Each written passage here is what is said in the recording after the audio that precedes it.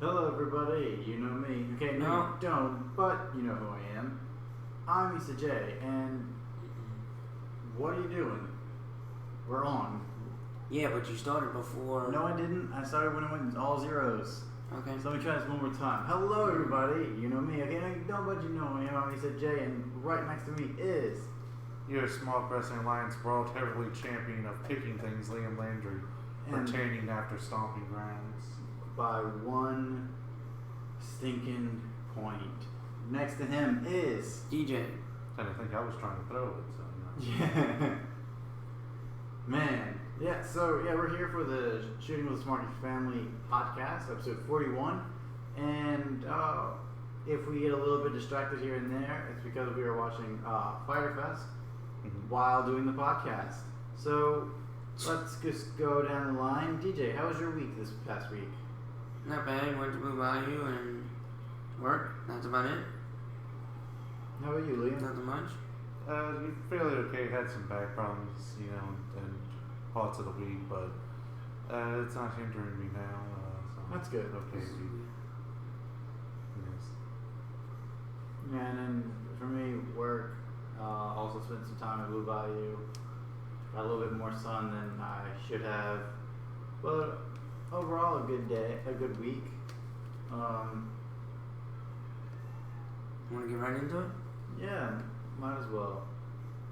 First segment of the show, as always, it's news outside of the WWE. And because we are currently watching Fyter Fest, we won't be talking about Fyter Fest. But we will talk about something AEW related, and that's Kenny Omega. He went to Twitter basically bashing the WWE for deciding to put a Evolve show on the network at the same time as Fight for the Fallen. If you don't know what Fight for the Fallen is, it is an AEW pay-per-view that is for charity. It goes out to individuals and families that are victims of gun violence. Yes. Victims of gun violence. So Kenny was not too happy about hearing that news. Sending out a tweet saying that it made him sick to hear about this, and because they were basically trying to undermine a charity event. It's not unexpected though from WWE. He also called out for the fact that they take blood money from Saudi Arabia, so as the propaganda with the Saudi royal family. I mean, Evolve's not going to be live, right? Yeah, it's going to be a live show. This is going to be the first time they ever aired any Evolve stuff on there. But the thing that gets me is if it's live, they can't change the date so quickly, or could they? It's not about the fact of Evolve having this. It's the fact that WWE is choosing to put it on their network. When that's not something they've ever done before. Right, but I don't mind them. So that's it's not WWE's fault that it's the same night as AEW's event. I don't mind them putting it on there because it is the concept is that it's the act of choice. If Fight for the Fallen wasn't the same night, they wouldn't have put it on there. I don't know if I necessarily agree with that. Because we also had the NXT UK Takeover event the same night as the New Japan British show in London. It shows that they've done this before. We've already talked about that, but the thing is, I like it being on the network because it showcases Evolve, and it's the 10th anniversary. I don't mind, it showcases your best talent. I don't mind it being on TV. Yeah, does it suck that it's the same night as AEW event? Yeah, it does. I don't like it. Kenny Omega has every right to be mad, but if he's mad over something like that, he's got bigger problems. Just because, AEW is going to be the biggest thing. WWE, Kenny Omega does not have to worry about AEW at all. It's more about the charity aspect of it. I don't think if it was a non-charity show, I don't think it was going to matter as much to Kenny Omega. I don't think he would be offended by it. I think the main offense taken is that it's about undermining a charity event. Mm-hmm. This was just a regular event for them. It'd be one thing, but I still think he'd be upset about it. Just because it'd be the second event that they're putting on at the same time. I mean, this is going to happen throughout the course of AEW's career. The wrestlers, in my opinion, are just going to have to get over it. I mean, you're going to have conflicts. You're going to have events that are already scheduled that are going to be live at the same time as AEW's. It's going to happen. WWE's got too many pay-per-views for it not to happen, so that's just my view on it. I mean, still, once again, it's the concept of the reasoning for doing it. Like, for instance, the Fighter Fest happened at the same time. No, it wouldn't have actually been the same time because I don't know when that happened. The Australian show, New Japan was running an Australian show yesterday.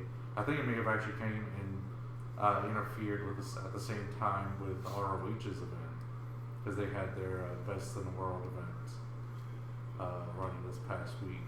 Mm-hmm. So it's not wrong for them to have stuff that comes together because it always does. You just think because it's a charity thing that WWE doesn't care about the charity. Yeah, which I don't agree with. It's not a good look to undermine it in that regard. But it's pretty normal. I remember back in the 90s, Disney would do that a lot. When they had other animated movies created by other companies that they felt may threaten them, they would release something like they released stuff like Beauty and the Beast and Lion King multiple times in theaters to undermine other animated movies to try to basically push them down. They're doing it again. They're doing it again to try to. They added a little bit of footage to Avengers and tried to get past Avatar. Yeah. I mean, to get more money. That can be considered equally as petty. Yeah. I mean, but it's 3 more minutes, really? Yeah, it's a concept with the pettiness of companies. So it has happened. And overall, it's just not a good look for WWE. No, I would say if anyone I do agree with that aspect. Anyone should have went and told them that this would not look well to other people, and they should just maybe see if they could run something against All Out or something. Mm-hmm. Although technically they are running something the same day, but not the same time as All Out. But that's really the basic cause, is that it's not a good look for WWE, and that's just a real misstep. If they did it for that event, Fight for the Fallen, did it for another AEW event, the backlash wouldn't be as justifiable because it's not a charity event, but it's really a poor take on that part. But yeah, he did end up taking back the tweet because it just opened up too much divisiveness and toxicity. Mm-hmm. But yeah, not necessarily a really great look to. Yeah, and it's just a lot of, like we've all been saying, pettiness. You can feel that they're competing with each other. But you can feel that WWE is reeling right now. They're in desperation mode, and it shows. And that's not a good thing. We're going to talk more about that in the next segment. And in other news, it seems like we won't have a G1 shakeup as in the Kazuni Road, the actual final show in that tour. We had a match between Zack Sabre Jr. and Yoshihashi, and Zack Sabre Jr. Defeated Yoshihashi, retaining his Rev Pro Undisputed British Heavyweight Championship and his spot in the G1. So we're not going to have a shakeup there for all the Yoshihashi fans. I'm sure upset. It's probably for the best. I mean, Zack Sabre Jr. is going to put out some really great matches in that G1. 100%. So. And also, we're already going to get an instant repeat because they the first night they're going to have Zack Sabre Jr. versus Sonata, and they also said that they're going to have Zack versus Sonata at a Rev Pro event for the Rev Pro Championship, which would be interesting. You could actually see them dropping it and putting on Sonata, making him champion. What was your news, Isa? But also, she's the best. Anyways, And also to, in regards to the G1, because Minoru Suzuki was not actually allowed to go in and replace someone, he said to watch out because he's about to mess stuff up. So that's going to be an interesting storyline to see as well. So the G1 is looking like it's going to be a lot of fun once it starts. They better get as many young lions in there to pull them back as possible. Anything else? Yeah, and then talking about New Japan Pro Wrestling again, it's the show in Australia is already over. The Southern Showdown. Yes, and that was yesterday. The results. Yeah, I have them. I went to try to watch it, but it's special like video on demand, so it's something different from just the New Japan world. So I don't know how to see it. Are you okay with yeah, you can go with spoilers. Alright. So we had quite a few matches here. Okay. And it was first one, we had Michael Richards and Andrew Villalobos defeating Stevie Flip and Tome Philippe. Or Stevie Philippe and Tome Philippe. I don't know any of those people. The Philippe brothers. So, and the Philippe brothers lost there. We had Rocky Romero defeating Tony Cosino. I know Rocky Romero, and he's awesome. Don't know Tony.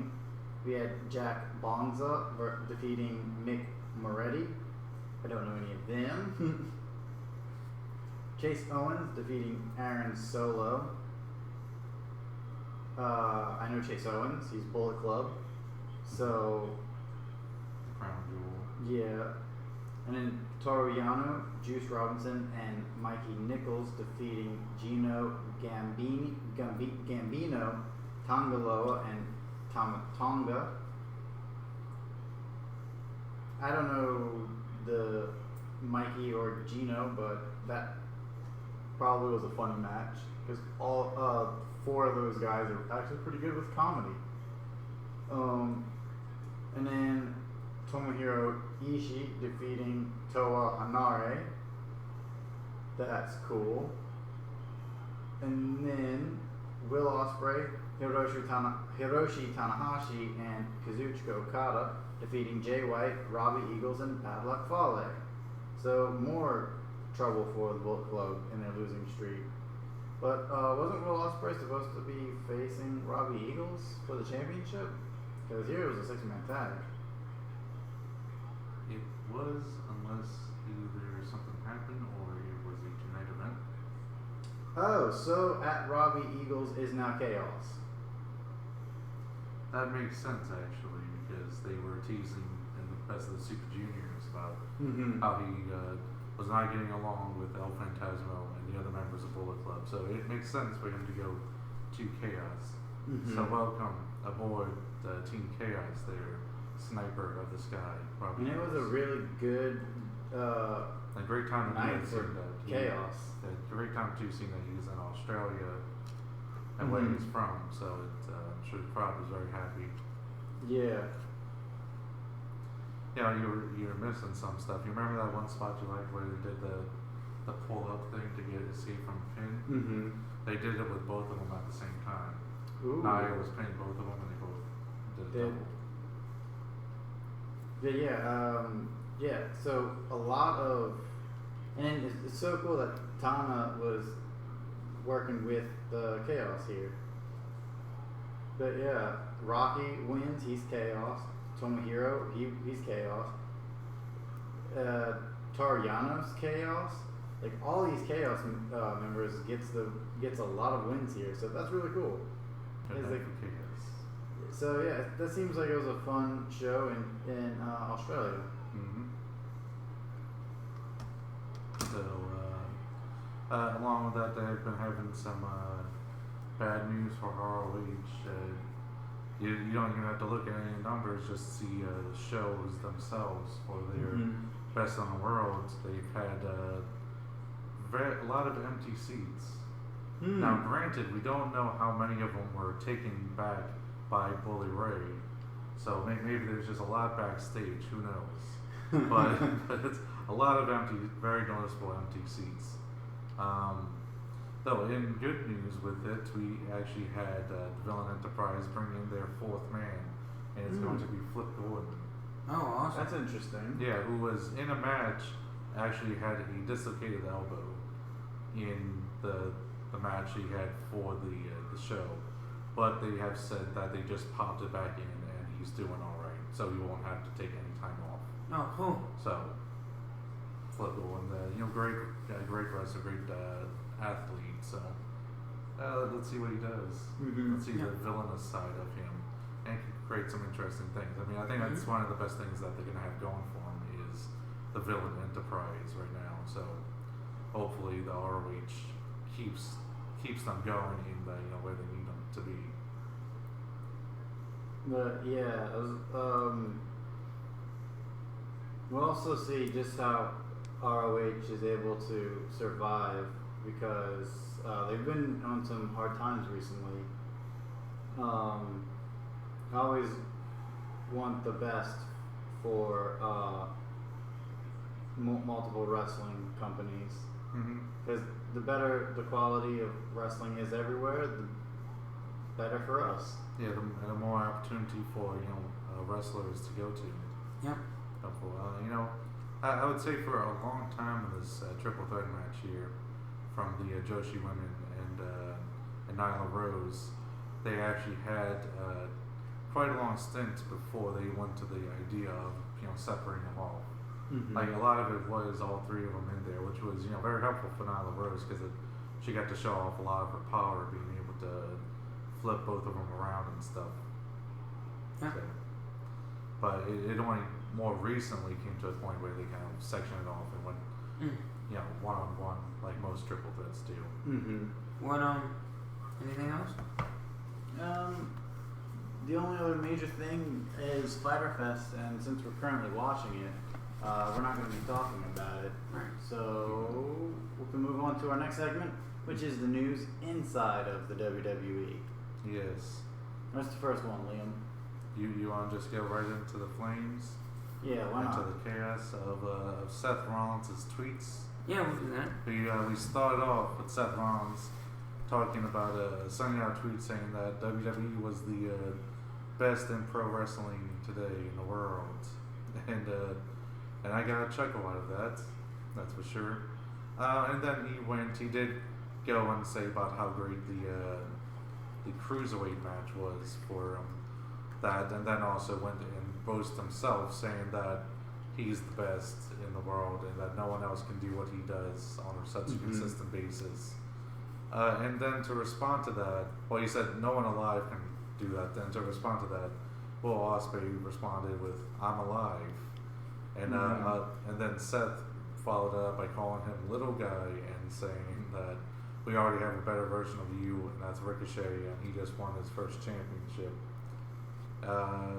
So it was a lot of chaos there. A lot of people were getting into Seth Rollins, thinking that he's the best in the world, and trying to put down a Will Ospreay who, and it's comedy wise because Will Ospreay has right now credits to say he's the best in the world with his amazing run in this year.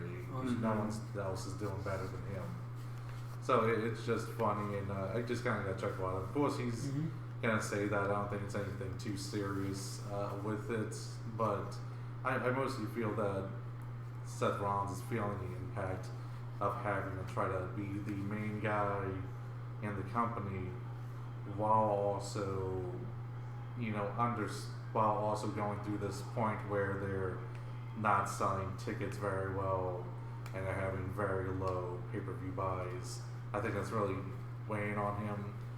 To go back, they actually said Eddie Guerrero, who died from the overuse of painkillers, they said he was using a lot of painkillers to deal with the stress of being the top guy in the company while it was going through a downturn. So that stress can really hurt people. So hopefully he can get some help with that. But he definitely ended up taking it too far into the fire when, number one, going and criticizing people for criticizing WWE. Mm-hmm. Basically saying that people who don't know, what's going on behind the scenes of WWE shouldn't be criticizing it.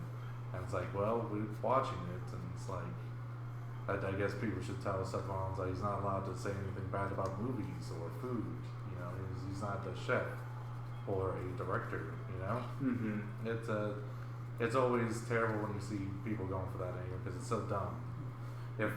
If it's unfair criticism, then it's unfair criticism. But if it's completely fair criticism, which it is a lot of times in WWE, then people have a right to complain.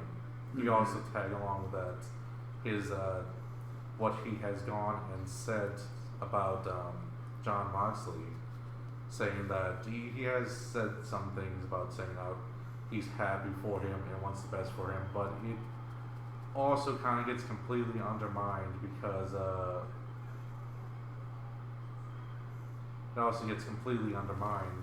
you have a situation where he also says that, well, he just couldn't handle it, and he took his ball and went home, which is not a flattering thing to say, and it's not accurate even because he went, finished out his contract, and just didn't resign.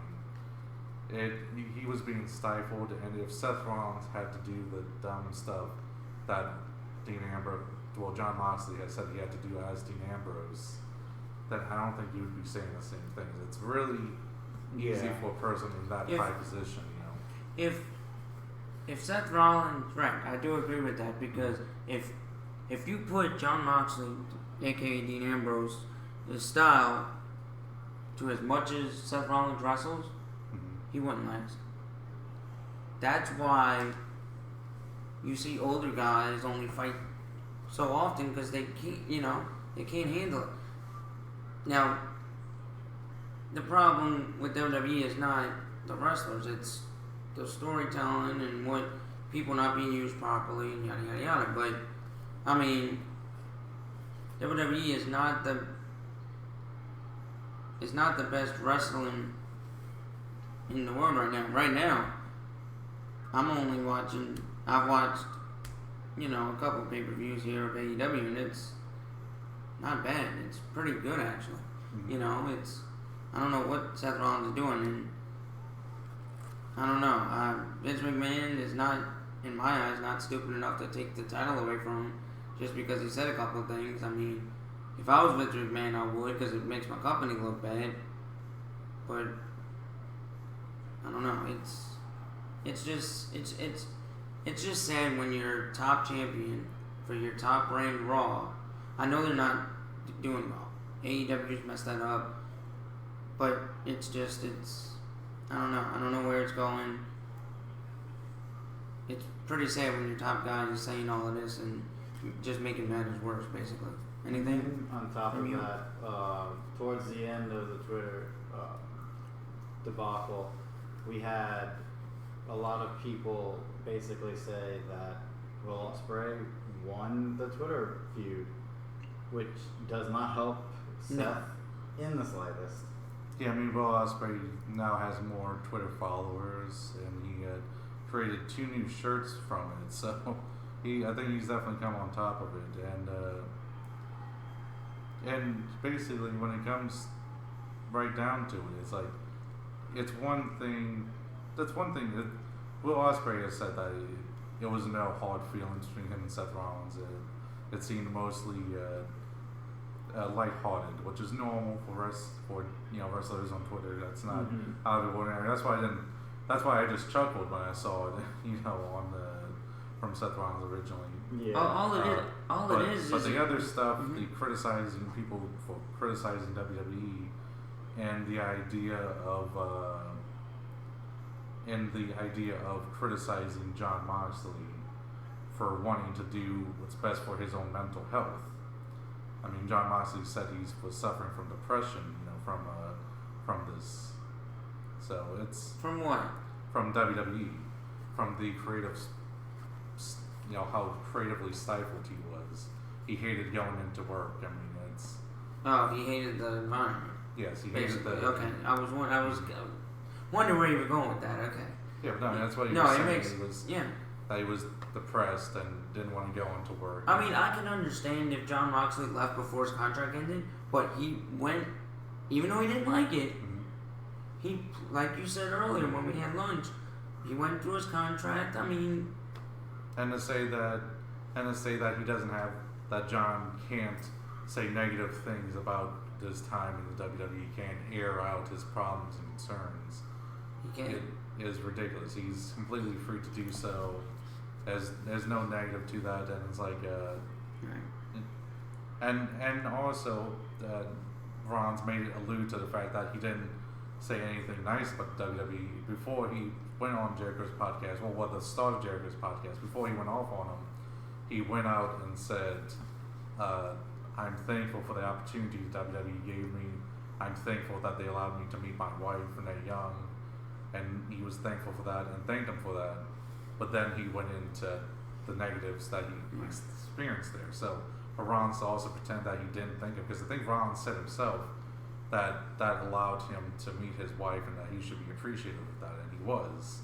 So is Rollins probably didn't even see it. Rollins isn't upset that he's the top guy. The thing is, John Moxley, who was Dean Ambrose in WWE, can't help it that the writers and Vince McMahon didn't want John Moxley as the top, Dean Ambrose as the top guy.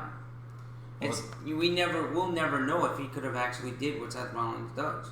I mean, not even just to be top guy, but just not to be ridiculous. I mean, the stuff leading up to the feud after Roman, he did not want to go out and use Roman's cancer as an angle.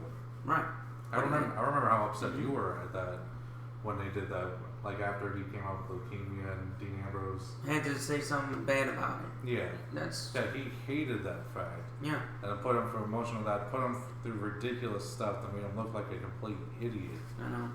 Over and over again, and never having anyone want to work with him and his ideas. But someone who's that creative, he can't go. And Seth Rollins doesn't have that complaint. Seth Rollins is not going to get looked over. Seth Rollins is not spending all his time in catering like so many other wrestlers are. It's from a wrong place, and I can understand he wants to help his company from the position he's in, but it's you're not gonna help your company like this. If no. you want people to buy tickets, this ain't the way to do it. No, and I guess that's also some negative news we can go into the Stomping Grounds ticket sales. I don't know if you've seen the pictures. I know I showed him. I saw on Twitter. I saw the article, and it said something like, we were talking about it at lunch that it was in Judea, right? The Super Showdown with the bad Undertaker match. That was in Judea, or where was it? What was the Undertaker match in Saudi Arabia show? Saudi Arabia? Jeddah, yeah, Jeddah. Well, that had more buys than, and that wasn't even a regular pay-per-view. Yeah. I mean, this is storyline based pay-per-view. That wasn't just that's pretty sad. I don't know what y'all thought. With the Stomping Grounds, they had out of an arena that can sit 18,000 for a wrestling show, they had about 6,000 people there. That's it. And they said out of that 4,000 or 4,500 were actually paying tickets. All the others were given away free. So you're telling me less than 2,000 were actually not bought? Basically? Yeah, they could have given out as much as 2,000 tickets. And even giving them away, and even leading up to this, they were doing 2-for-1 sale, and they couldn't even get to half of the arena sold. That's how bad WWE is. They actually went and topped off an entire sections. Like a lot of times they'll top out, top sections and stuff, not open sections, But they actually took the entire, like if you're looking at the ring, the entire left side, all the seats were made empty. Even by the entrance? No, not the floor seats, but all the section seats. They took out all of those and put a top over them. And they took everyone that was sitting there and put them onto the other side to make it look like they're full. And then proceeded to not show that side by having terrible angles. Like you could see that they weren't centering the stage and the ring in their shots because they didn't want to happen to show off the other side. You got anything on this season? Yeah.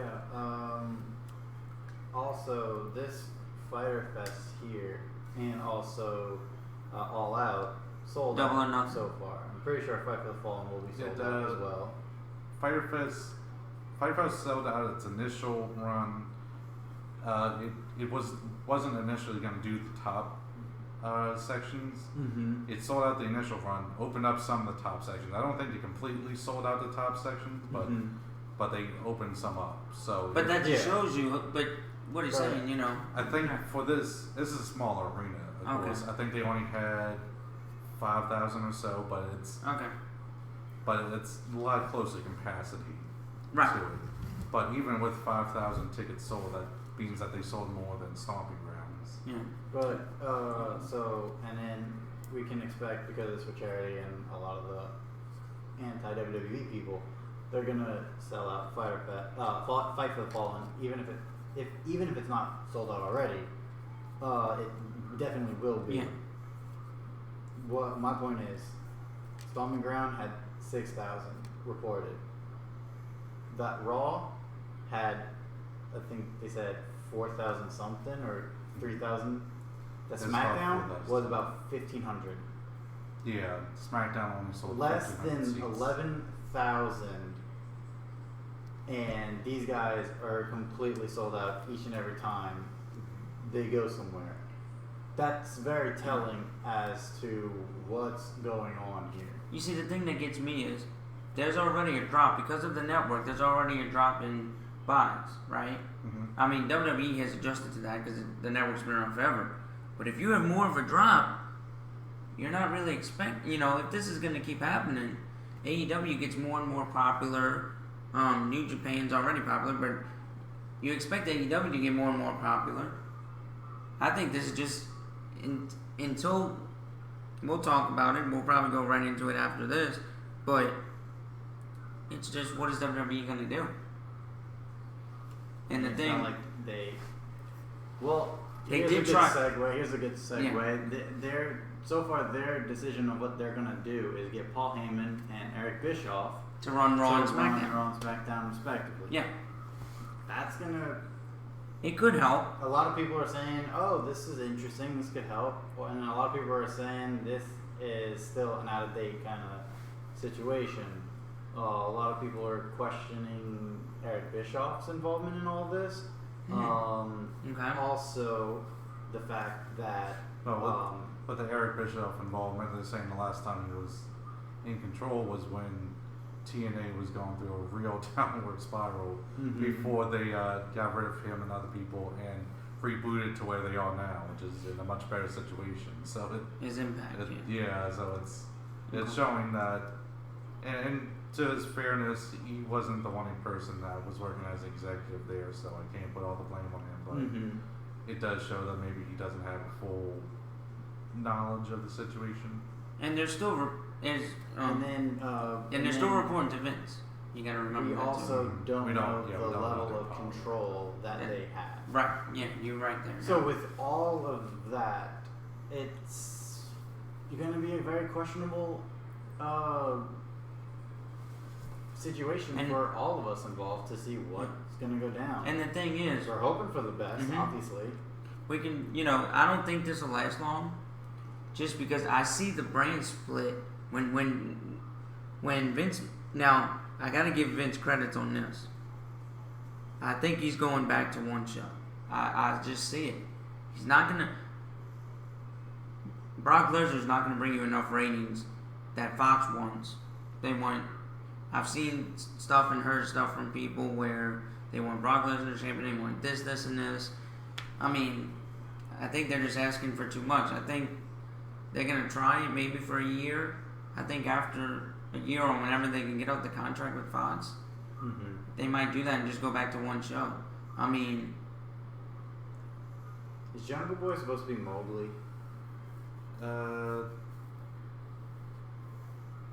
Mowgli, no. I would think more Tarzan. Okay. Like if you looked at the symbol, like when it came out, yeah, it was more. it was like him with the gorilla. Okay. That was more like Tarzan. But the Cool. but the thing is, Mowgli was with wolves. Mhm. It's completely different. It's like, do y'all, since we're kind of on this topic, I know I'm phrasing this as do you think, but I don't know how else to phrase it. Like, would it just be better to go to one brand? They're gonna move to that anyways. Other news was that Fox and USA, they both want Roman Reigns.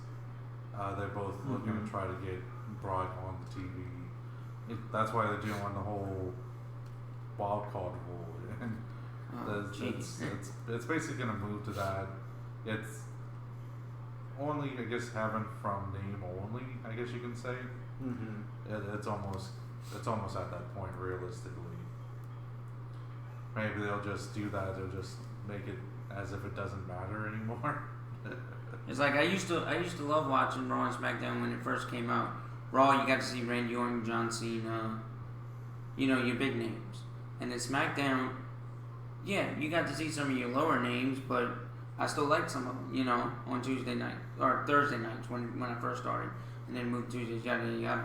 But I like the fact that you had some guys on some shows and some guys on another show, and you got to watch different storylines.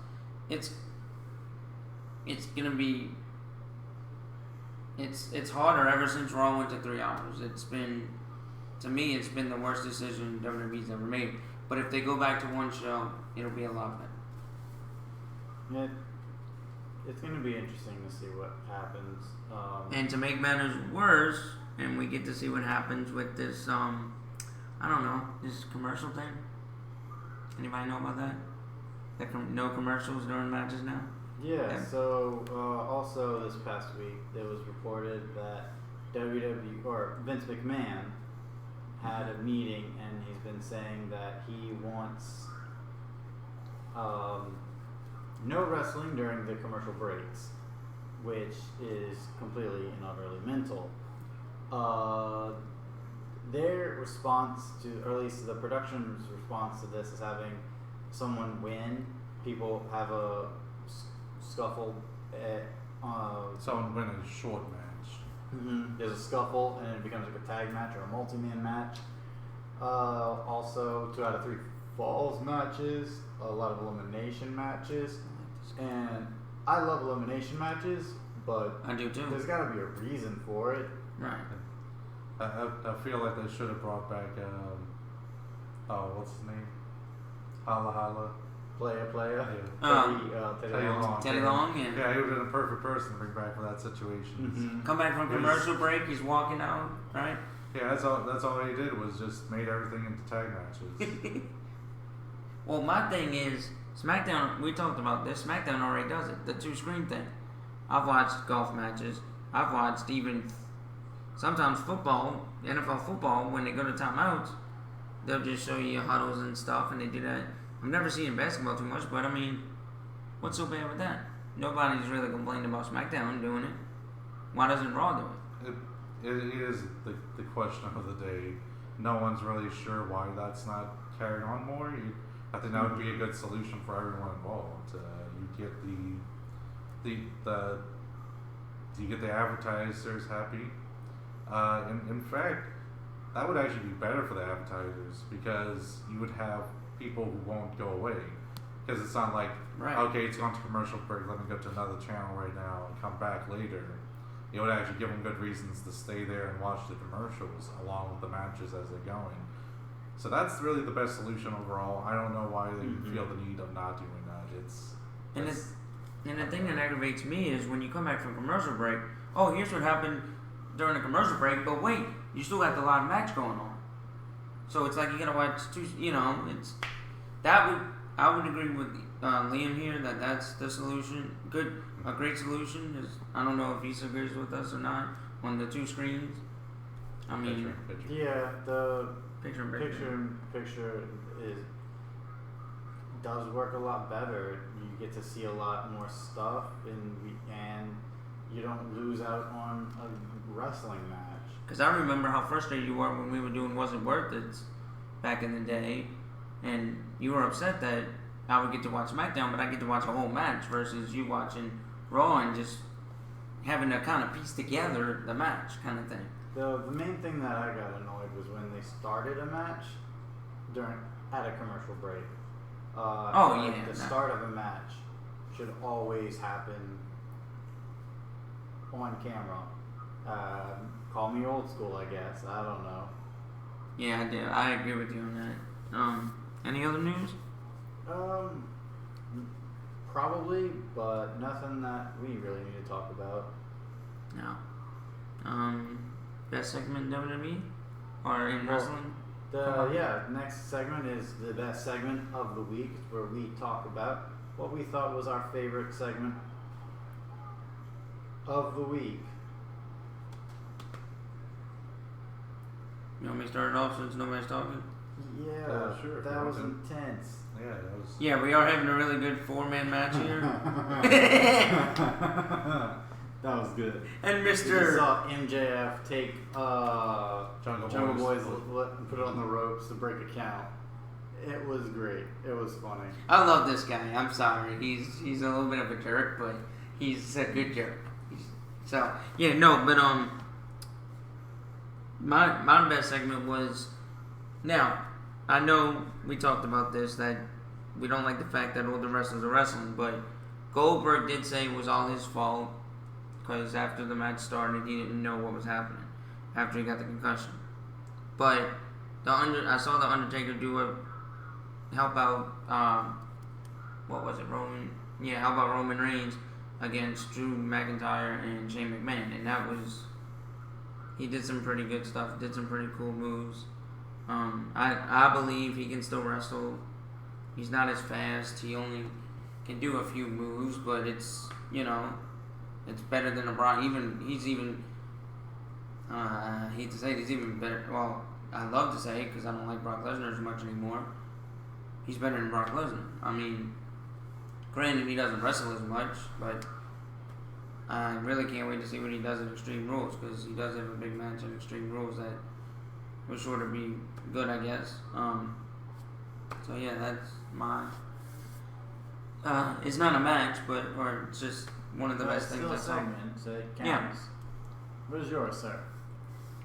I mean, I think right now it could be this match here. I'm really enjoying this one. I thought the last match we had on the women's triple threat was also very good, but I think this one as well. Last story going around in character working, so it's now call out. His call out of Bret Hart from the last pay-per-view with that sharpshooter attempt. Mm-hmm. Yep.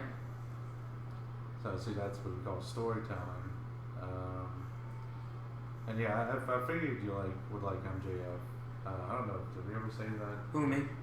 Yeah, I figured that you like MJF. You did. You told me that. Yeah. Okay. Yeah. He's like the pretty boy, but MJF nasty. and Juice Robinson. You said Juice Robinson. Yeah, I remember. I haven't. Juice Robinson was okay. He wasn't. He's not as. This is my favorite character.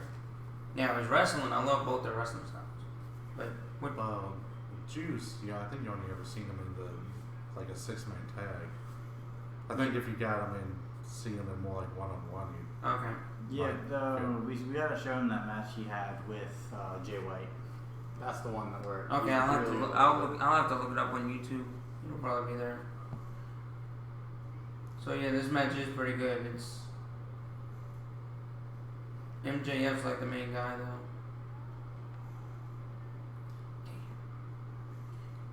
So what's yours, Ethan? I'm in the same boat as Senior Liam here. This match is really, really good, and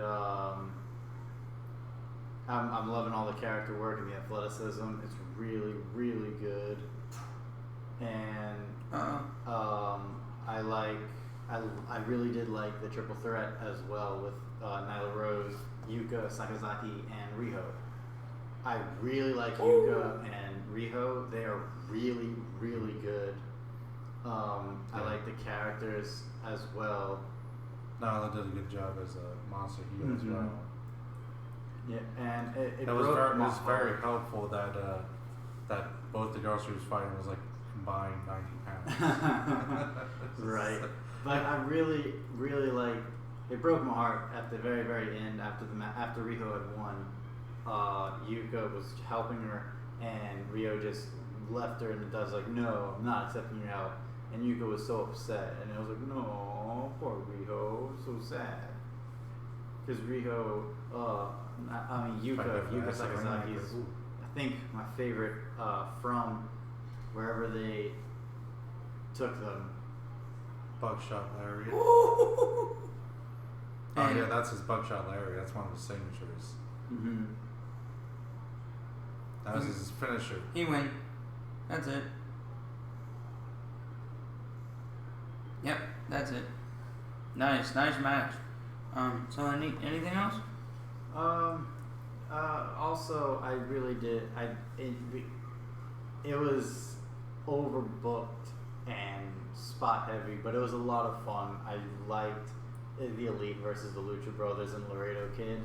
Which one of the matches. But you figured that in that kind of a match with that much talent that you had to kind of figure it would be overbooked and be a little long, but it's all good wrestling. Had a lot of funny moments, and then the one part that it just got me was when they had what was that? The triple Hadouken? Yeah, the triple Hadouken. That was just absolutely ridiculous. And Jungle Boy getting a lot of highlights here. Oh yeah. It was he really won, good, right? A lot of fun. No, it was Adam Page won. Oh, Adam Page. Okay. No, yeah, that's that was right. That's Adam Page. Okay. It should also be noted that now Adam Page is the winner. He'll go on for Fight for the Fallen to fight Kip Sabian, who was at the on the announcers table for this match. Okay, so that's why Kip Sabian was there. He's not a champion, huh? Why are they facing off against each other? Adam and Kip? The winner of this match was going to fight Kip Sabian. Well, whoever it was. Was there any stipulation or something before the match happened? Fight for the Fallen? It was the only stipulation was that the winner of this match faces. fights. Okay. So whoever it was going to be against Kip Sabian. Yeah, that's interesting. Cool. The only thing I would say I didn't even know this, Kip Sabian was all elite. Yeah, he was at Double or Nothing. He had the match against Sammy Guevara. Oh, okay. Yep. They would beat Kip to Sammy. So the only thing I would have seen it doesn't really change it. I like the ending, but I felt if you did want to have someone else win, they could have had a Chris Jericho interference. Mm-hmm. Since it's still going to be Jericho versus. I feel like Jungle Boy Adam should have got Page. that win. Yeah, it could have worked. Maybe MJF, but having the three of them take each other out. Because I'm sure Jungle Boy versus Kip Sabian will be really great. Mm-hmm. It's interesting to see where they all go from here, though. Yep. Yeah, and we didn't get to see the pre-show, and I guess we'll watch the pre-show on our own time and come back next week to talk about it. Oh yeah. And do like a full mini review on next week's podcast. Because I've heard good things about that triple tag team match. Mm-hmm. Triple tag team. Yeah, I mean, Because that's private one party at SoCal Uncensored and the best friends. That's one of the three matches in the pre-show. Mm-hmm. One of the two serious ones. So yeah. what's the next segment? All right. Next segment, after you know all of our favorites, is Are You Serious? It's where we vent about wrestling. It's no longer exclusive to the WWE. However, this week there's a lot of bad happening in the WWE. So I'll start off. Are you serious, WWE? Why? Just why do you have to attack All Elite Wrestling? They're still a much smaller company. Yeah, they have a lot of indie stars and work-heavy people. But you have the name recognition. You have the money. You don't need to put a show or air a show the same night when there is a show that's for charity. Why spit all over a charity event? That is just ridiculous and heartless. I can guarantee you which one the three of us are going to be watching, and it doesn't involve Vince McMahon's companies, affiliates. So yeah, it's really upsetting when stuff like this happens. And grow a heart, grow a brain, because we don't see you really having one at this moment. Vince, are you having dementia or something? I hope not, because that's heavy. But what you're doing is appalling. That's my rant. I can go next. I'll take it in a more positive direction. Because as I said, I was in a previous one. I was upset that they weren't doing enough with the 24/7 championship, and I will give them the praise that they have been doing a lot more with the 24/7 championship. So I of course want to be man and give credit where credit's due, that they listened to complaints with Zoom and allowed it to go more free. Apparently they're just allowing the wrestlers to go up with themselves. They're not actually writing stuff for them. They just kind of let them kind of go free and making their own stuff up, and it's really worked well. I hope it's a good example to show that they can trust wrestlers to do that and make entertaining stuff. Most people are saying it's some of the most entertaining stuff on WWE programming. That and Firefly Funhouse, which is also something that apparently doesn't have a lot of input from the writers. So two good examples of natural stuff. So because I complained that they weren't doing it, and they've fixed that complaint, I'm of course going to be the man about it, and be a man about it, and give them credit where credit's due. So good job. So no rant this week? No, I'll Okay. give it Cassidy thumbs up. Yeah, I'm not gonna be ranting either. WWE has been doing some new things, trying to fix, I guess. I don't know if the AEW, if the 24/7 championship was that. They are doing, I do agree with you, I didn't like the idea at first, the way they were doing it, Liam, but they are doing pretty well with it. It's pretty funny how you see, I like fighting outside the ring, I like fighting anywhere basically, and pinning anywhere. It's funny how you see them dragging refs to matches and stuff. It's it's kind of like what you wanted, you and Issa wanted, the comedy wrestling. Mm-hmm. And that's kind of what you're getting here. You're getting a little bit of fun with the wrestling. It's not all serious. And, heel or no heel, it's pretty cool that, the title changed, I think it was maybe last Monday. I think the title, or one Monday, the title changed 5 times. It's pretty cool they let a segment like that. It's pretty cool that. And then the fact that Eric Bischoff and Paul Heyman are running Raw and SmackDown respectively, which I think is sooner rather than later going to be Eric Bischoff and Paul Heyman doing Raw. Just one brand, because they're going to get away from the 2-brand thing. But WWE is trying. Is it getting to the point where they're not doing enough to where it's going to be too little too late? They're waiting too long to change, I think if they keep doing this, if they don't stop doing it, they keep changing little bits here and there till the end of the year. I think by the end of the year they could do it.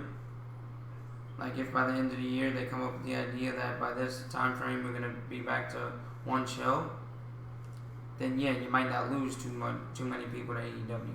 Yeah, you're gonna lose talent because you got too much talent and it's so hard to use talent. But I think WWE is slowly but surely responding to AEW. So that's me. Alright, so it's the next segment. Book it yourself. It's where we take a concept or a couple wrestlers or a show and, we book it ourselves. So what do you want to book ourselves today, you guys? Bray Wyatt. If everybody's okay with that. Okay, like, how so? Who? Anybody knows his next opponent? No. Okay, well we don't know his next opponent, but has anybody seen his mask that he's gonna wear, or should I? If you watched Firefly Funhouse, you've seen his Fiend mask. Yes. Well. His first opponent is the devil puppet Vince McMahon. Really? No. I wish it was, but what do you think they're gonna do with him when he comes back wrestling? Hopefully put him in a feud with someone who can take the loss, like Mojo Rawley or Heath Slater. That what would y'all want to see? Oh, I guess that's one of the big news. Mojo Rawley signing the new 5-year deal. Him, Maria Kanellis, and Mike Kanellis. And Jinder Mahal. All signed a new deal? Yeah. Oh, 5 years. Really got those big names there. Mm-hmm. Good job, WWE. Yes, Mojo Rawley, and take him down. How you gonna book it? I would have him go up against Mojo Rawley. Have the whole, oh wow, he's a face tease. Obviously he'll come back as a proper heel later on, but throw him into a few little mini feuds he can easily win with some of the minor heels like a Mojo Rawley or a Jinder Mahal. Have him end up beating them and moving on, and then finally when he has like a happy match with Finn Balor, he comes in and out of nowhere the lights go out, and when he comes back up, like they're having a good match, a friendly match, but Finn Balor, he's so close to winning, the lights go off, the lights come back up, and he's in his Fiend mask, and then his entire wrestling arsenal changes, and he just goes brutal and just completely decimates him to pick up the IC championship. That would be cool. That would be the best way to book Bray Wyatt, especially with his new gimmick with the Fiend. Okay, interesting concept with his Firefly Funhouse. Beats Mojo Rawley and then drags him off. Next Raw, SmackDown, in Firefly Funhouse, you see in there, all the original characters, and now a new character that's now Mojo Rawley tied up. Yep. And he keeps doing that with wrestlers that he beats. He ties them up, kidnaps them, and messes with them. And then lights come back on in the Finn Balor match. Mm-hmm. It's now the people that he's kidnapped that he's now broken down mentally into believing that they're now characters in the Firefly Funhouse. They help him win, and becomes a new faction for him. That would be interesting. Yes. I would love to see that. Does Finn Balor get kidnapped as well? Or yes. Does he? Yeah. Ooh. It becomes a big prize for him. And also, not only does he have Finn Balor, but he also kind of technically has the Demon as well. Turn Finn heel, have the Demon be a heel.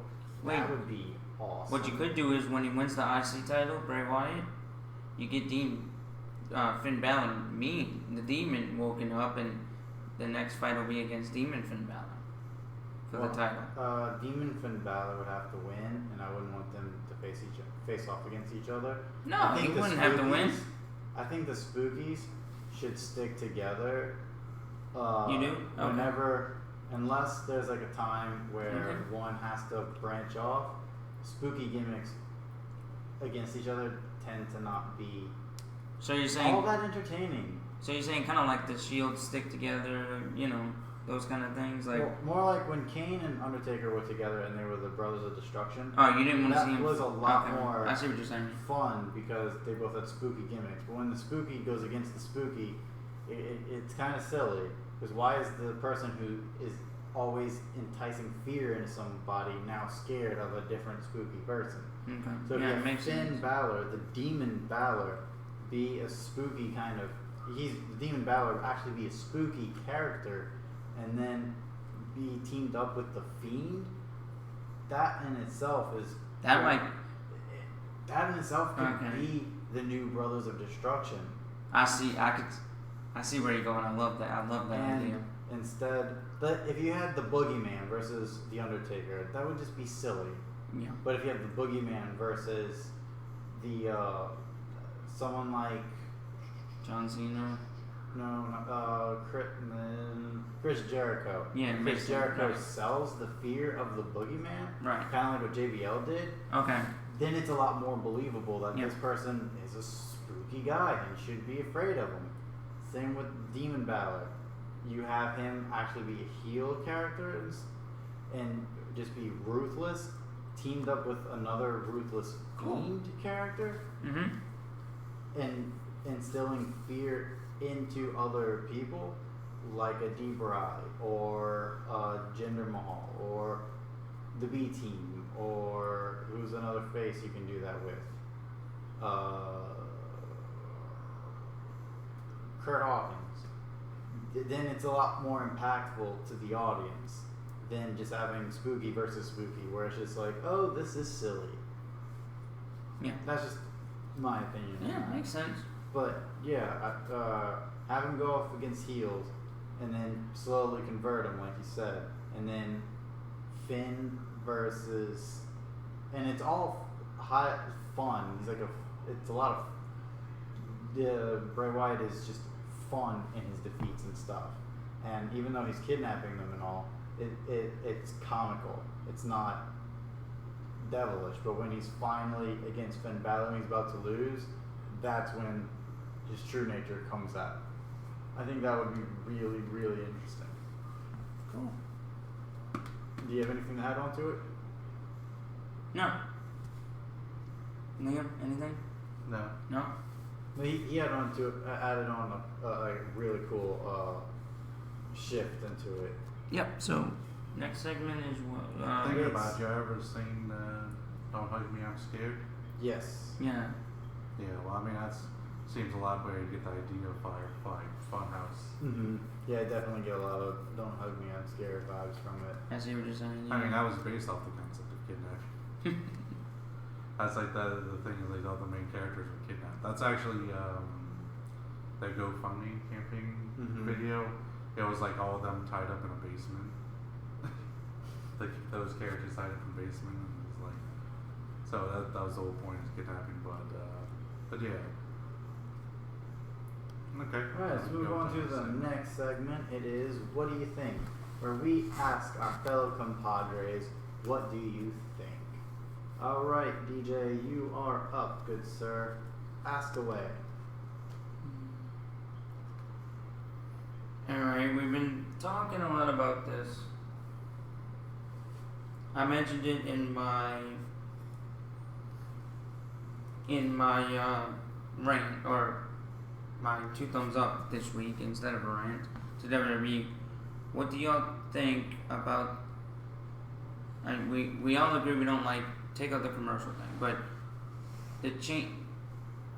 I'm gonna kind of make it like a do you think question. It's like, do you think the changes that they're making, and if they keep going this way, will go towards better ratings? If they go to, if they go to one show, like, do you think the stuff they're doing and they keep doing will translate to better ratings and a better show? If so, why not? If why not? What they would have to do is just have better writing. I mean, that's just all it breaks down to. No matter what other little fixes they do, if they can't get better characters, better writing, and more stuff that's not repetitive, it doesn't matter what else you do with it. Mm-hmm. And just look at what happened with Stomping Ground. It was basically an entire pay-per-view of rematches.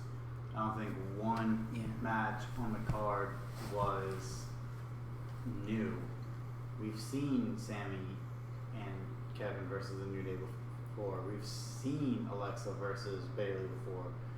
The only thing new about that is Nikki Cross. We've seen Baron versus Seth before. We've seen Dolph versus Kofi before. The only difference is they added a little bitty different stipulation each time, and that's not enough to keep you invested. Unless maybe if it was like a 3 or 4 month thing, and not every week that it happened with Dolphin, Kofi, or Baron and Seth, it might have been okay, but overall, it was just all the same stuff. We want to see new things, as well as, like Liam said, really good writing. And until we get that consistently on a weekly level, it's not going to happen. Their ratings are going to continually plummet. And which is worse, their arena buys are just going to be atrocious. Yeah. I don't know if Stomping Grounds was a fluke with the people there at Tacoma, Washington, or the lack of people there at Tacoma, Washington. However, if Extreme Rules or SummerSlam is a like big payment, that, right? then You're in trouble. they're in trouble. Especially SummerSlam. If if it turns out to be like Stomping Grounds, that's horrendous. But we just gotta see what's about to happen. Yep. Yeah, your question for us? I would go to say, how do y'all feel about the fact that, at least right now, we're gonna end up having 2 tag matches from matches we already seen at Stomping Grounds. You know, they already confirmed the Undertaker. You mean Roman at Reigns. Extreme Rules? Yeah. Oh. I said that from matches from. Okay. Stomping Grounds. You have Roman Reigns, the Undertaker versus Drew McIntyre and Shane McMahon. Then you're also gonna have. I don't know if they made it official, but it's obvious how it's going with it. You're gonna have an tag match between Seth and Becky Lynch. Who did y'all know they were dating, guys? They already said it so many times. Wait, an intergender match? Intergender tag match between Seth Rollins and Becky Lynch versus Baron Corbin and Lacey Evans. I don't know if they officially announced that one. Right. Oh, they have officially announced it, yeah. Mm-hmm. But I mean, you knew as it was happening, like as soon as Lacey Evans went down, you got like, oh, they're gonna have Becky Lynch come in to interfere to help Seth win, and also it's gonna be an intergender tag match at Extreme Rules. Mm-hmm. It was really funny because I was watching the recap from, I want to say, Steven Larson, and Larson was saying how, no, Steve was saying how he hoped that this was the end, that nothing will happen afterwards, and Larson was like, you know that's not the case. Tomorrow on Raw, Lacey Evans is going to come out, and it's going to be an intergender match for the championship. We are for both championships. Watch it happen, and then it did. And I'm like, Larson, are you secretly booking this Raw or WWE right now? We just don't know about it. No, it's just because it's not obvious. Yeah, very. And what? Since you were just talking about that, Issa, what are your thoughts on this question? Since you were talking about the repeating matches. It's just so tedious. Like I just mentioned it, and the last thing I said of how Stomping Grounds was nothing but rematches. And then you brought up another one. Drew McIntyre versus Roman Reigns was also a rematch. Their third match already. Each one, Roman Reigns has won. Poor Drew. Too bad he can't be the best in the world like Seth. Shane McMahon. But again, it's just nothing but tedium, and because of this tedium, all we're getting is bored of something we used to really enjoy. We don't even watch the weekly shows. You don't have to, because of how much it is just a repeat of every single week. And Y'all didn't even watch the pay-per-view. Yeah, I saw 2 matches. I saw all of Fyter Fest though. Yeah, I would say this is so far been better. Oh, without a doubt. This is such. the thing is, it's paced really well. You know, I saw a little bit of stomping ground, but it's the thing is, I agree with what we said a few months back. Ooh, my back hurts. Oh, my back hurts. Yeah. Watch. Just watch. Oh. Okay. So your back also probably hurts now, right? Yeah. Okay. Oh no. Alright. If you're wondering, you didn't see the Cody Rhodes match, watch it because it's pretty good. I had a feeling he was gonna really like this match. Oh, it hurts. But the thing that gets me is here, it's like, yeah, have feuds like seasons. You have a feud. In 4 months, we're gonna come back to that feud. In 4 months, we're gonna come back to that feud. In 4 months, we're gonna come back to that feud. Yeah, they can still wrestle other people, but have different feuds. They can have mix it up with other people right. at the same I time. mean, I understand. Have it to where when they're having another feud, the person from 4 months ago comes in, messes it up, and we have that feud again. You know, it's. I do agree with Issa, and probably Liam agrees with me too. Is that it's aggravating.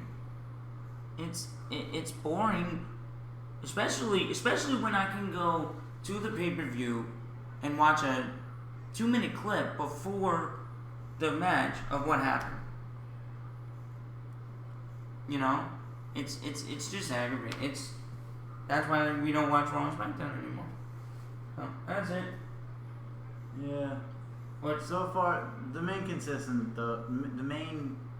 point we're all trying to make here is that the repeat matches are a problem, and it brings people to boredom, unfortunately, and even us.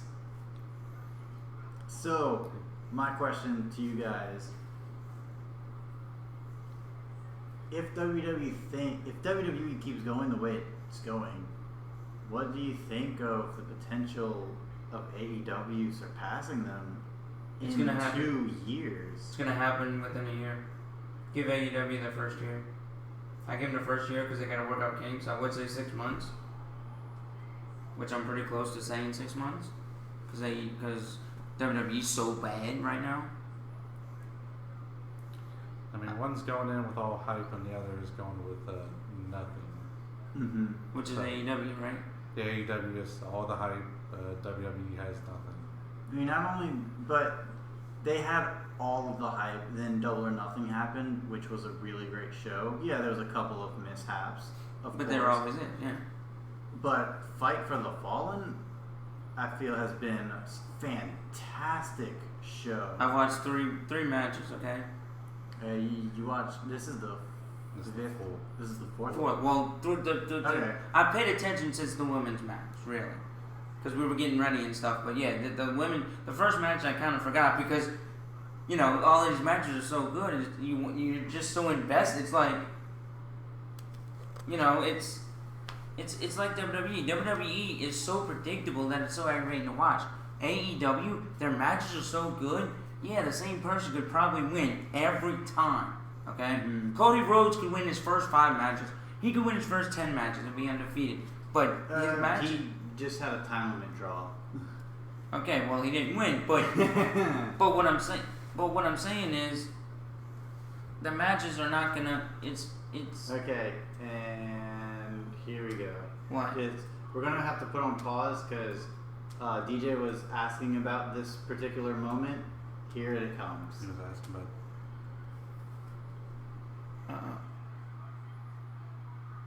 So out here we have Sean Spears, perfect 10. Yeah, he just did an Come on, unprotected headshot. Oh, that's what I was asking about. And when you'll see it. Okay. But yeah, you saw how vicious that unprotected headshot was. Yeah. Yeah, you'll see what happens. Yeah, I would like to go and see in slow motion. Because some people are thinking what they actually did was hit the shoulder before it ever hit the head. So it may have been an actual pretty safe spot. Might have been safer than you think Cody Rhodes turned in time. Yeah, they think like it was. Wow. Shaky. That's pretty good. That's pretty good if he did, because it was so fast. I didn't think he could. Yeah, but But I don't know. Like I said, I would need to see it in some slow mo. Look at it multiple times. Okay, all right, but It's definitely a blade job here from the Cody because he's bleeding out the opposite side of his head. oh, and he's working with Cody. Oh, Yeah, in storyline, he's kind of been taken under the wing from Cody, and Cody's been mentoring MJF. So, but you see what I'm saying here is what was I saying now? Oh yeah, I know where I'm going with this. But you see, the same person could probably win. I get tired of it after 5 wins in a row, but 2 or 3 wins in a row, I wouldn't even mind because these matches are so darn good. People work so much better together because I think they're out of the pressure of WWE. You do one wrong, two or three wrong things, and WWE blows you up for it. You know, you get in trouble. Here, it feels like they just do kind of whatever they want to some extent. They're more free here, and it's just it's so much better.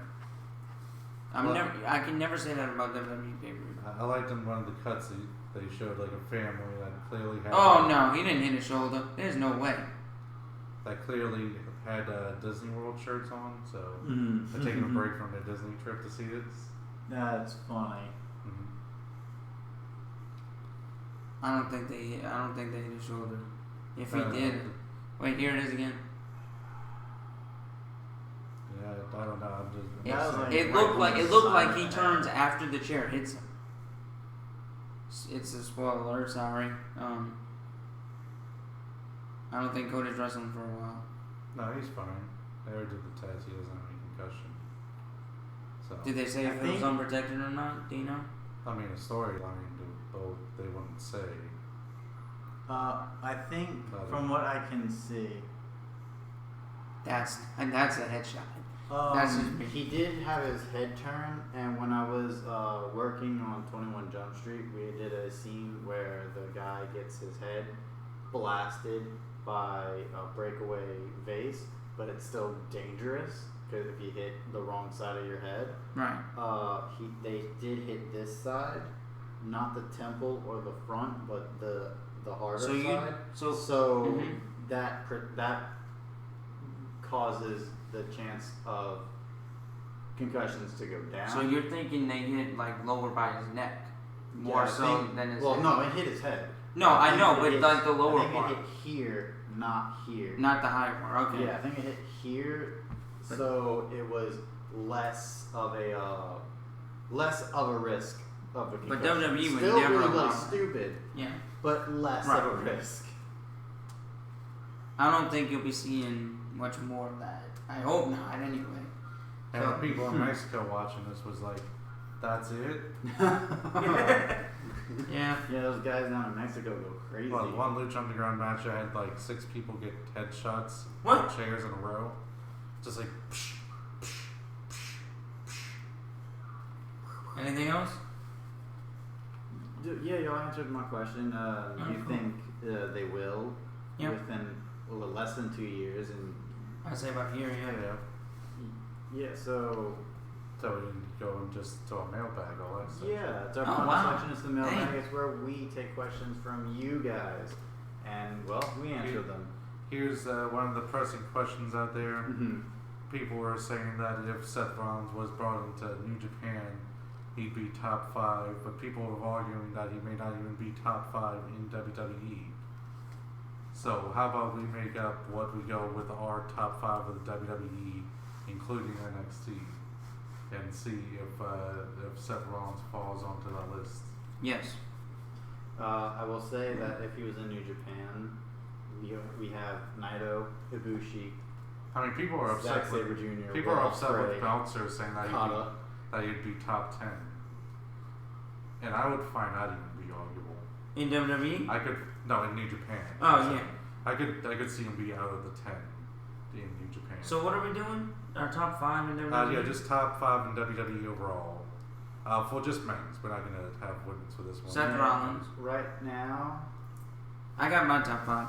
Number 5 would be.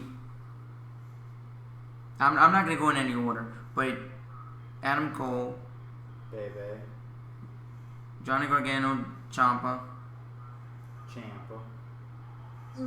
Seth Rollins is in there.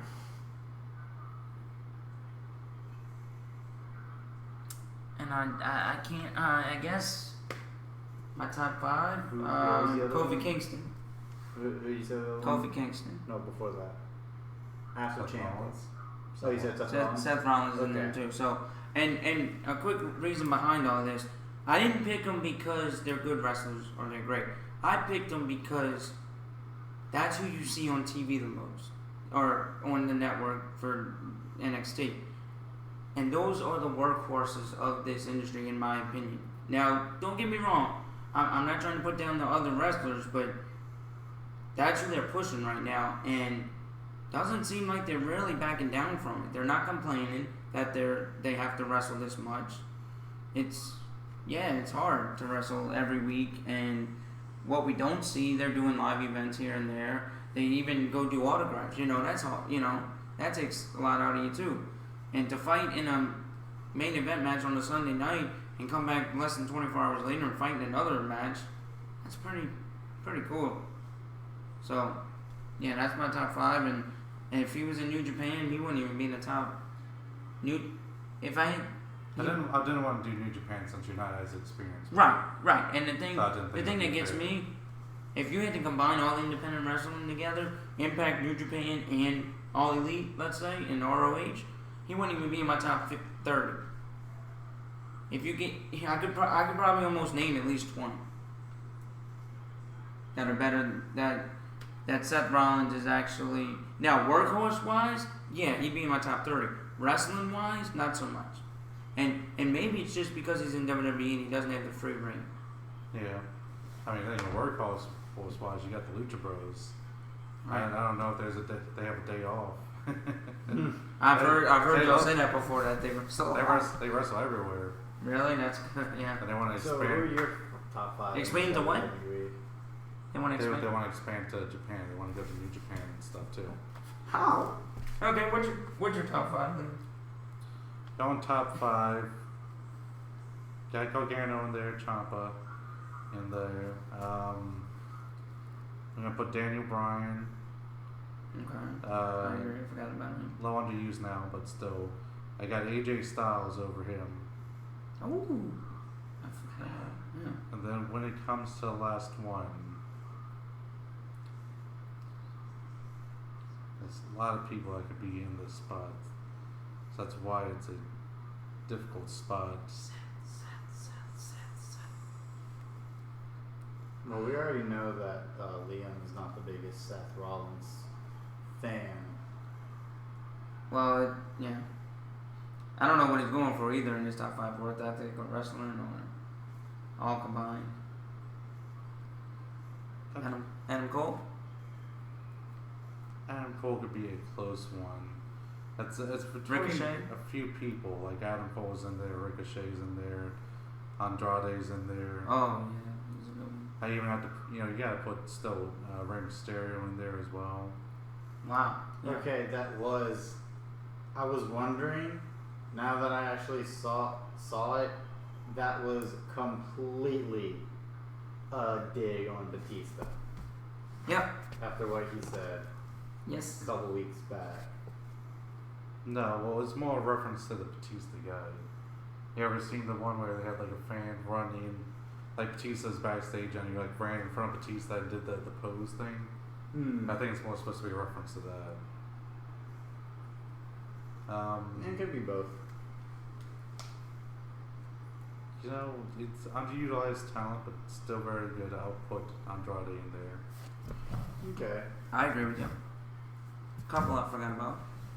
Yeah. I was But shocked. like you said, there's no. I was shocked at the exclusion of a couple, like Alistair and Adam Cole. Yeah. It's real difficult. I mean, Alistair could have been in that position. Any reason why you picked these? Just overall, good wrestlers, good sellers, good character-wise. Mm-hmm. And I think that's something they have. And in that fifth spot, there is multiple people that could have gone in there, so it's real difficult to narrow down. But I mean, Andrade is a special talent, so I just went with him. Yeah, my top 5, in no particular order. Adam Cole, Bebe. I really enjoy his character work and his matches. Awesome. His match with Ricochet was amazing. Mm-hmm. I've never seen a springboard flip countered into a super kick before. That was very interesting. So he's bloody amazing. I will say Aleister Black. There's no one on the roster like him. There's no one in wrestling like him outside of the WWE. He's definitely a special talent that WWE hopefully won't screw up. I'm gonna agree with Kofi Kingston. For wrestling, the amount of years he's been wrestling and still not missing a beat is very impressive. Yeah. How many years has it been now? Like 11? Yeah. Damn. Or a lot like that. That's pretty cool. The next one, I'm gonna say, I don't like his WWE run, so I can't pick him. But well, who was it? Who was it that you were thinking of? Gallagher. Jack Really? Gallagher is phenomenal. The things he can do in the ring. His match with Drew Gulak, ridiculously amazing. And then my favorite wrestler of all time, the Brian Kendrick. Yep. I knew you had a feeling. So yeah, those are my top 5. What was the one? What was the one you didn't want to pick? Because you don't like Samoa it. Joe. Okay. Let's say if we can also end up picking ones I was forgetting about that could have been in there would be Tyler Bate or Pete Dunne. Yeah, them too. Yes. Tyler Bate? Yes, or Pete Dunne. I don't know Tyler Bate. And that's not even talking about NXT the UK. people who are so great in the tag team divisions as well. Yeah. Like you said, Mustache Mountain or British Strong Style, as well as Burke and Orkin. Is it Oni Lorcan or Oni Burke? Oni Lorcan. Oni Lorcan and who's Birch? Danny Burch. Danny Burch. But those two guys, holy crap. The entirety of SoCal, not SoCal, oh my gosh, Undisputed Era, they are fantastic. The New Day. And way better than Seth Rollins. So. But I hate to put Seth Rollins in there just for the work ethic. Yeah. From all this stuff and from WWE fans that want to bash New Japan but haven't seen it, so they just make up fake stuff to criticize it about. Mm-hmm. That's why I'm now just going to refer to Seth Rollins as that flippy no-sell guy. Flippy no-sell guy? Yes. That's what we call him? That's what I'm going to call him. Because, I mean, that's what WWE wants to say about New Japan, even though it's the exact opposite. It'd be like calling luchadors all a bunch of big hosses that are real slow and never leave the ground. It'd be a ridiculous concept of the idea. So if they want to say stuff, I would say that Seth Rollins is a bad seller. And that's one of the things that when people talk about how limited by WWE, the WWE doesn't limit other people in selling. You know, someone like Daniel Bryan sells better. Mm-hmm. Brock Lesnar, when he wants to, sells really well. Yeah. Oh, He Daniel just Bryan is great at selling. Yeah, it's just Brock Lesnar doesn't want to do the job, so so he doesn't sell all the time. But when he wants to, it's amazing. Yeah. Like his match with Daniel Bryan when he was actually selling like crazy. We didn't see that Brock Lesnar in years. Right. I remember that match. That match was good. So there's wrestlers that can sell better. So I do not believe it's the company limiting him. I don't think the company is saying don't sell your knee properly. Oh, you're talking about Seth Rollins. Yeah. He is a bad seller. I will give him that.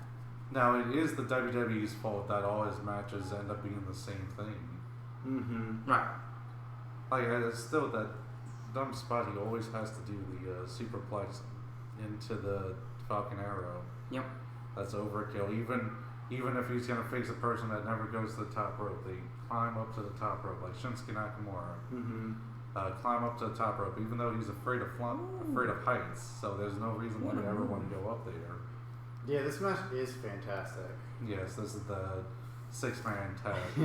I forgot how fun this match was. What's the One that probably should have just been a tornado tag, to be realistic. Mm-hmm. Yep. Only 3 people. There's only 3 tags or 4 tags this entire match. Yeah.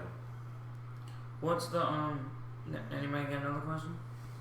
Yes. What did you think about Fyter Fest overall, minus the couple matches? Overall, from what I've seen, this is AEW is gonna be. I just see how much more free wrestlers are in independent wrestling, because the writing's so much better. I think technically now these aren't independent wrestlers. These guys are signed. Well, to they're this signed. company. Right, they're signed by AEW. You're signed by New Japan, but They're dependent. I think the wrestlers get more input on storylines and what they want to do and stuff, and it's just, as you can tell, it makes for a better product. Mm-hmm. And that's Fyter Fest is really. I knew it was gonna be great. You know, out of the 2 pay-per-views, 5 plus. I've given it. An A plus. I know y'all know how I like to rate things. A plus on both pay-per-views. It's phenomenal. Yeah, I'd say anyone who's a good fan of, say, the Usos should go check out Young Bucks match, because if anything, the Usos are kind of a watered-down version of the Young Bucks in the stuff that they would do. So it's like a younger version. So the Young Bucks like a younger version of the Usos, kind of. I think they're roughly the same age. Yeah, they're probably the same age. I'm saying they just do more crazier stuff. Like it's. Did you know there was a 3rd brother for the Usos? And he looks just like the Usos. Oh, really? What did y'all think of Fyter Fest? I absolutely loved it. Since I can actually compare it to Stomping Grounds, I can definitely say it's a lot better. Yeah. I don't think there was any. Oh, what were you saying? I didn't see the cruiserweight match on pre-show. I didn't see the women's match either between Becky and Lacey, but I heard it wasn't amazing. So it's difficult to say. But out of the ones I saw, which is the most of the pay-per-view of that, I'd say the only thing that would come close is probably the Kofi Dolph steel cage match, and I would say come close to being as good as any of the matches on here. Oh wow, That's sad. I would say everything else was like so much of that on Stomping Grounds. Like if that was on a Raw or SmackDown, it would have felt normal. I mean, they weren't necessarily bad, but it just wasn't special. Yeah, I will say, and I will give credit to the tag team match. Apparently, Jack the Jobber's favorite match, Kevin Owens and Sami Zayn versus The New Day, had a really good start and a really good finish. Unfortunately, there's a little bit of a lull in the middle, but that was still a good match. Close, semi-close to this. Not to the level. Not to this level, because it doesn't Yeah. slow down as much as that. And I also got to take away credit because that tag team match and the tag team match later for the SmackDown Tag Team Championships followed the exact same formula and story. Really? Of pretty quick start, beat down on one guy for him to get a hot tag, for that hot tag not to mean anything because the heels end up winning. Oh, that's. And that both times happened with one of the face wrestlers going diving to the outside. So even the finishes were kind of the same. Oh.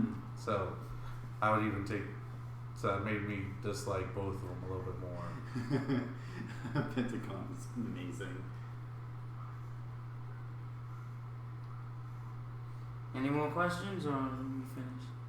Yeah, what was your favorite match that you've seen so far? If I had to pick a favorite match,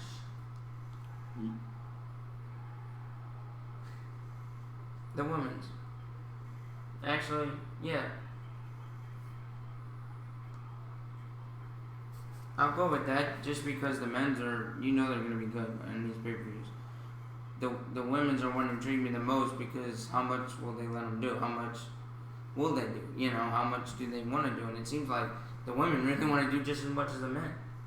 And it's amazing. So I'd say the women's match.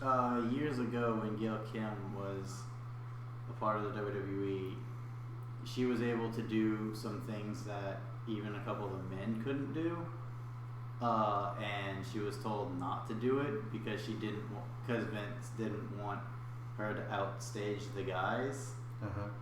And that is stupid. Wow, that's a shame. What's your favorite match if y'all had to pick? I think I would still go with that Fatal 4-Way. Fatal 4-Way? Mm-hmm. Yeah, that was I feel like I have to change my pick because the second time watching this start to finish, I love this match. It is so wild and crazy and fast paced and so much fun. Yep. Now this is my type of wrestling. If I had to pick a favorite men's match, this would be it. I've loved the entire show. So, my last question to DJ personally: are you gonna finish the show? What? Are you gonna finish this show? Are you gonna watch the rest of the show? Maybe. After. There's I'm only gonna one try match. to. I gotta talk to Liam on how to get that. There's only one match left. After this, there's only Jon Moxley and Joey Janela. So might as well watch it. Yeah, I probably will. We'll find. We'll see. There's the pre-show too, but that's also on YouTube. So. Yeah, you can watch. Yeah, that I can on watch YouTube. that. Yeah, we already agreed to watch that on our own time. Yeah. Like I already said earlier, we'll watch that on our own time and then come back next week to talk about it. And we'll talk about the whole. We'll do a wasn't worth it thing. So, is there any other promotion, live event pay-per-view event that'll happen soon that you want to cover that you know of at the top of your head? Nope, just all AEW. I'd have to think about it. Mm-hmm. I know Dallas is happening really, really soon. Dallas Next what? week. Next week. Next Saturday, yeah. The G1 show. Okay. The start of the G1. Yeah, So, I'm definitely going to be watching that live. Mm-hmm. Should be some great matchups there. Yeah, and then you can, if DJ wants to see that one, y'all two can go live for that, because I will be working, unfortunately. However, I will watch the start of it, the night one, after I get home, or the next day. Oh, cool. Alright, so we wanna sound off or put up whatever? I do want to say we did forget to mention about the stuff about the UK Championship being stomped on by David Starr. Oh yeah, that did happen. What are your thoughts on that? Like, quick thoughts. It's not much to it. I mean, stomping on championships isn't really new. Most of them, what I kind of felt coming from it was that I thought people were ridiculous about caring that much about it. I mean, it's just a storyline move, right? Yeah. Okay. So, I mean, I've seen worse stuff happen to championships before. When Shane Douglas was in the ECW as their championship, and they were going to work with NWA, and he was going to be given the NWA World's Heavyweight Championship, they gave it to him in the show, and he literally said, "This is trash," threw it on the ground, and then broke it with a hammer. Right in front of the people, and they didn't actually tell the NWA people that they were doing that. Oh my god. And he said that the only championship I care about is the ECW championship. That is ridiculous. I get that. I bet that got them into hot water. Yeah, but that's what they wanted. They wanted the tension. People talking about it. I'll stop saying hot water. It was the NWA. Oh, I don't think they care about that. NWA wasn't lasting much longer after that. Oh really? Yeah, they were a dying company. as the expansions up until it was the rights were bought and are now being revitalized. Mm-hmm. Anything else? But yeah, I guess that's all for today. Yeah. Alright, thank you guys so much for watching. It's been a pleasure. Let's see if there's any final questions in the chat. Nope, no questions in the chat, so we can fully sign off. Yeah, thanks again so much for watching. Please let us know your thoughts about everything we talked about down in the comment section below. Don't forget to give us all of those sexy likes. And the unsexy ones. After that, might as well share this video and all our videos to your friends. And enemies. Don't forget to then, after all of that, subscribe to the channel so that way you are a part of the Smarky Family. And after that, ring the notification bell because... So you know when we go live for all Elite events and other promotions and most WWE pay-per-views, if we're not bored, because at the rate they're going, we might move from WWE, but we go live for this podcast around between 1 and 2 Central Times every Sunday. So if you could join us, please. And probably after SummerSlam, I will be starting a new show. It's going to be SmackDown, like Was It Worth It SmackDown, probably mostly matches, and those will air live sometime on Saturdays because they're moving to Fridays now and I won't be able to watch it. So probably by Saturday night or early Sunday morning I will be live reviewing those. So times to be determined. And whenever we do polls, whenever we have any but whenever we have any community chats going down, anything like that, you want to be notified, obviously. After you do all that, go on to Twitter and follow me on Twitter at IsaJ_STP. Follow me on Twitter at Liam_SWA. And follow me on Twitter at DJC_SEL. It is a big day for Smart Wrestling Alliance because DJ said it correctly this time. We are so proud of you, DJ. Alright, thanks again so much for watching, everybody. And until next time, it will be awesome. Yep. See you later. Bye. See y'all later. Bye. Bye, everyone.